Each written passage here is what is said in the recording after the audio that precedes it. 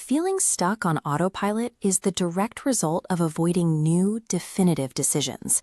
If your life is moving on a trajectory you no longer enjoy, it is because you have stayed on a straight path instead of choosing to take a turn. To make that turn, you need space to think. Microsoft founder Bill Gates credits his company's biggest innovations to a practice called Think Week, where he would isolate in a cabin twice a year just to make high-level decisions. We are going to condense that process into a 4-hour Think Day.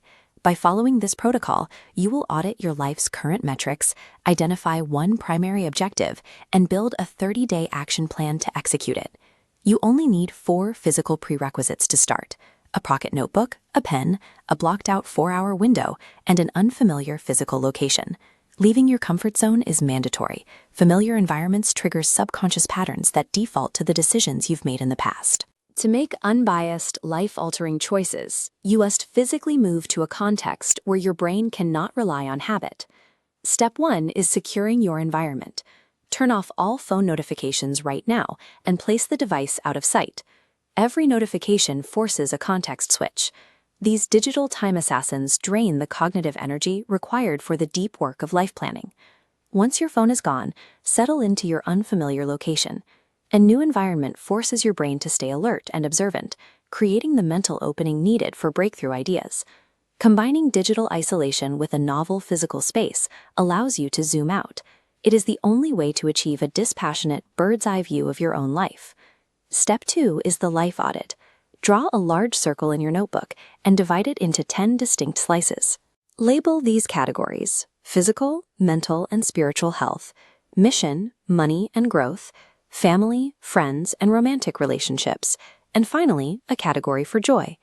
Rate your current satisfaction in each slice on a scale of 1 to 10. A 10 means you cannot imagine that area being better. A 1 means it couldn't be worse. Plotting these numbers creates a diagnostic CT scale of your life. It reveals exactly where your energy is being used and where it is being wasted. Isolate the slices with the lowest scores. These represent the immediate areas of your life requiring intervention. Visualizing these metrics prevents you from pouring energy into areas that are already succeeding while you continue to ignore your critical failures. Step 3 is identifying your primary objective. Look at your lowest rated category and prepare to answer one specific journaling prompt. Write this down and answer it intuitively. What would I do if I knew I couldn't fail? Give an unedited answer.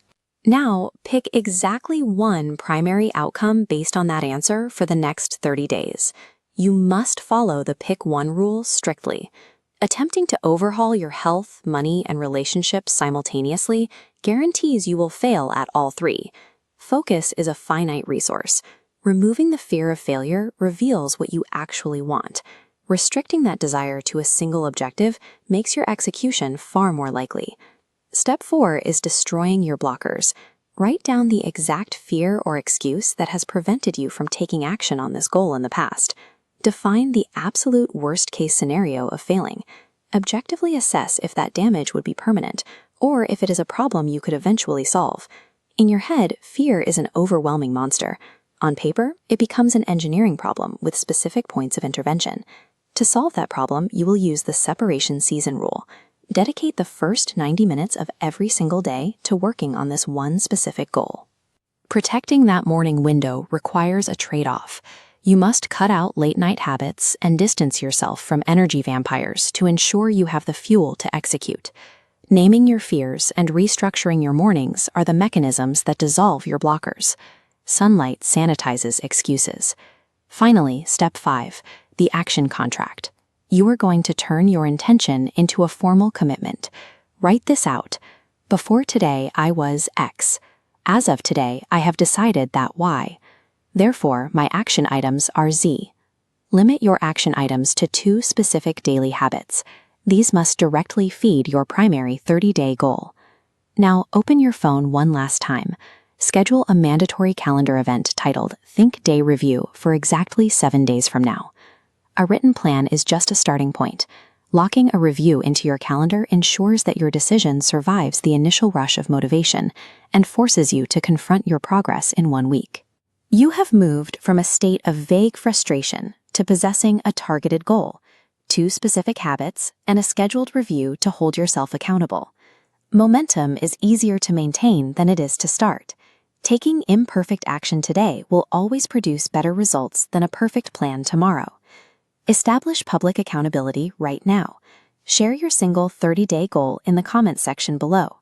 Stating your goal publicly creates a social commitment to follow through. As you repeat those 2 daily habits, you stack the evidence needed to prove your new trajectory is working.